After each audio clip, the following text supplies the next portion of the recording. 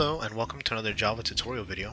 This video has been split into two parts due to the duration of the video. This video, part 1, will be on the if, else, and nested if statements.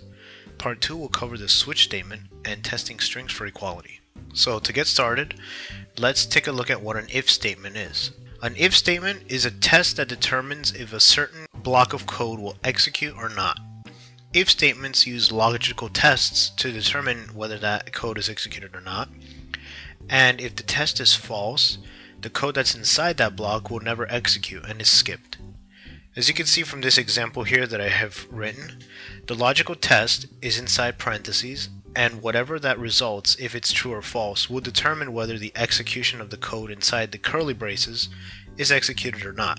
If the logical test is false, then it'll skip the entire block of code that's inside and it'll continue onward with whatever else is afterwards. An if-else statement is different from an if statement in the sense that there is an else at the end. This means that if the logical test results in false, instead of the if statement being skipped altogether, the else is executed. So as you can see from this example, if the logical test inside the parentheses results in true, then the first block of code will execute, and then the else is skipped. But if the logical test results in false, the first block of code is skipped, and then the second block of code in the else is executed. There's another form of if statements called nested if statements. An if statement can be included inside another if statement to perform a further test. So for example, if the first if statement yields true in the logical test, it'll enter the code block and then it'll reach the second if statement. If the second if statement is true, then it'll execute what's inside that if statement. On the other hand, if the second if statement is false, it'll skip that second if statement and continue with any other code that's inside the first if statement.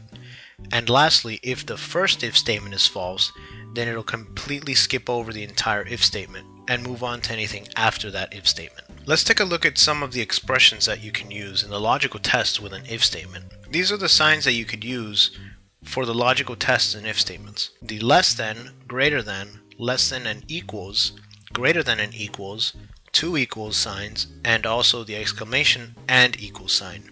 Each of these symbols has a different operation, and from this table you can see what each operation does. Now, from the table before, you saw that there were two equal signs instead of one. If you can recall from the previous video of variables and assignment operation, you will remember that one equal sign is an assignment operation, meaning that whatever value is to the right of it will be assigned to the variable on the left. To test for equality, you must use two equal signs. From the example you can see here, the integer x gets the value of 5 using the 1 equal sign, and then the integer y gets the value of 10. And then with the if statement here, x equals y using the 2 equal sign, it will result in true or false. In this case, it will result in false because x does not equal y. Now, you can have multiple logical tests in an if statement, meaning that you're not limited to just having one test inside the parentheses of the if statement. You just need to join it with one of the two operators in the table, the AND or. Let's take a look at the AND operator first. To use the AND operator, you use two ampersands to join the two logical tests. Remember that when you use the AND operation, both logical tests must be true for the final result to be true. If any of those logical tests result in false, the entire statement is false. Use the truth table to see what final outcome would result based on the logical tests you put in. For the OR operation, it's just like the AND operation except you use two vertical bars or pipes to join the logical tests. The difference between the AND and the OR is that the OR will only need one logical test to be true for the entire final outcome to become true. Only when both logical tests are false will the final outcome be false, as you can see from the table below. Okay, so let's take a look now at some demonstrations of if statements, if-else statements, nested if, and the switch statement. For our first example here, I've created two int variables, x which has the value of 5 and y which has the value of 10, and we're going to have three if statements performing tests on them. The first test is if x is greater than y, which we know is false because 5 is not greater than 10. The second test is if x is less than y, which we know is true because x is less than y. And finally, if x is not equal to y, which we know is true because 5 is not equal to 10. So let's go ahead and run it and see what it is that we get. As you can see, we got x is less than y, which is true because 5 is less than 10. So it ran this code here, this if statement. And then we also get x is not equal to y because 5 is not equal to 10. So it executed the third if statement. Now let's go ahead and change this now and make 5 15. Now we should see that the first one runs because x is greater than y, and then we'll see the second one doesn't run because x is less than y. Let's go ahead and rerun it. And we'll see now that x is greater than y, and x is still not equal to y. But now let's make x equal to y. Let's put x as 10. And we'll see that none of these should run because x is equal to y, it's not greater than. It won't be x is less than y because it is 10, because x is 10. And we shouldn't see this one print out because x is equal to y. Let's run it again. And we'll see that nothing prints out. Here's the next example. And in this example, we have 4 int variables, a, b, c, and d. A and b are equal, they are both 25, and c and d are not. One is 50 and the other is 40. In this first test here, we're going to be testing if a is equal to b and if c is less than d. We're going to be using the AND operator, and if you remember from the PowerPoint, the AND means that both this one and this test must be true in order for this line of code here to be executed. We're also going to put an else statement here, and if you remember, the else statement is what runs if this test results in false. So if it's false, then it'll print this, the test is false. And it's the same in each of them. In this first test here, a is equal to b, that's correct because 25 is equal to 25. And c is less than d, that's false. C is greater than d. So this statement here should return the test is false. Let's go ahead and run it and see what happens. We'll see that it returns that the test is false. Now let's go ahead and uncomment this one where a is equal to b, that's still true, and we're going to be using the OR operation. And if you remember, the OR operation means that only one needs to be true for the rest to be true. This one here is still going to be false. C is not less than D. C is greater than D. But because we're using the OR operation, it should print out the test is true. Let's go ahead and run it, and let's pay attention to the second line that prints out.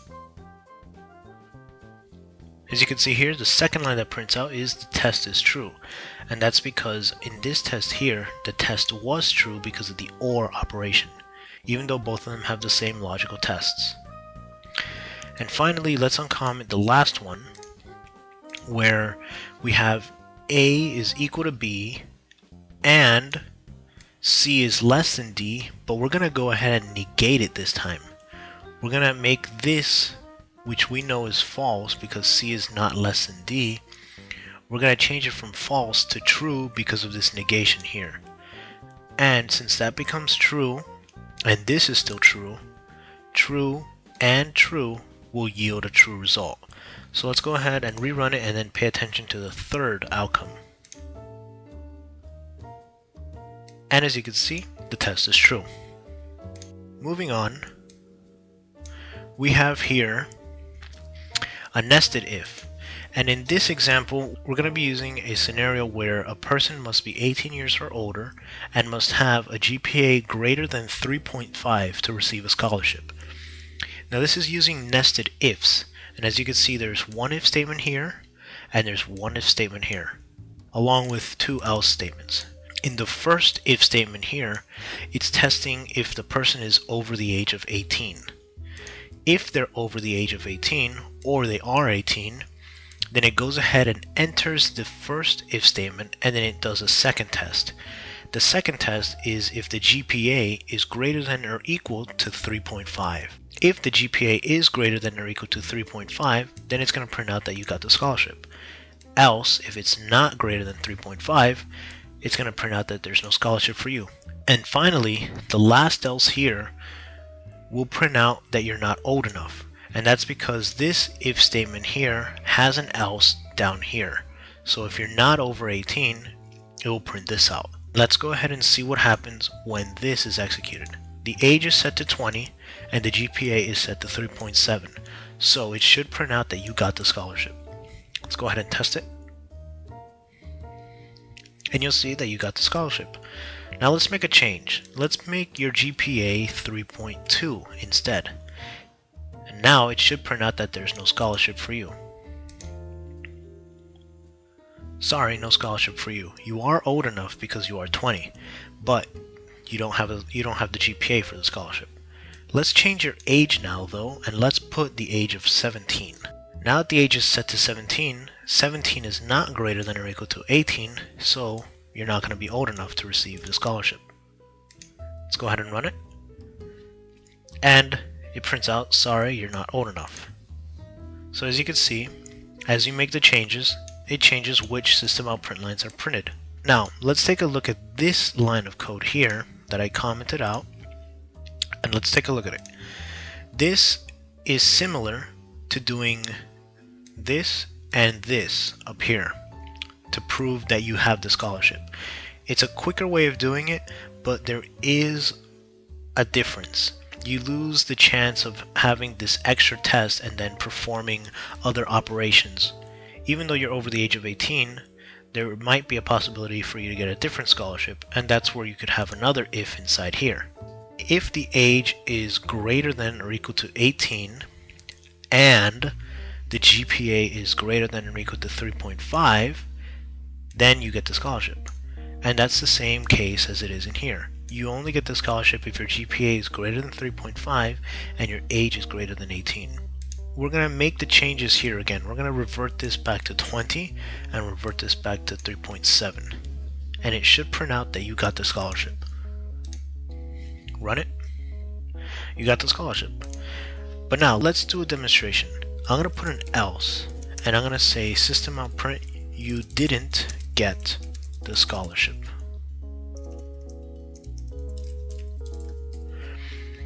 Now, we're going to change it so that way the age is still okay, but the GPA drops back down to 3.2. And in this case, this will yield false because the GPA part is false. And since we're using the AND operation, it will go on into the else. Let's go ahead and run it. And you'll see that you didn't get the scholarship. Now the difference between using nested if and using multiple logical tests inside the if statement is that using multiple logical tests can help you yield a result quicker. For example, if you got the scholarship or not. But using a nested if will help you determine whether to give the scholarship or not based on the person's GPA, not just the age and the GPA. So for example, if they are over 18, and if we had another if statement here that says if your GPA is greater than 3.0 instead, then you could say that you get a slightly lesser scholarship, one that gives you less money. Whereas in here, even though you have a 3.0 and you have the chance of getting the lesser scholarship, it still will give you that you don't get the scholarship because you're a 3.2 and not a 3.5. That's the difference between using the nested if and using the multiple logical tests inside one if statement. This concludes part 1 of the tutorial video. The second part covers the switch statement and testing strings for equality.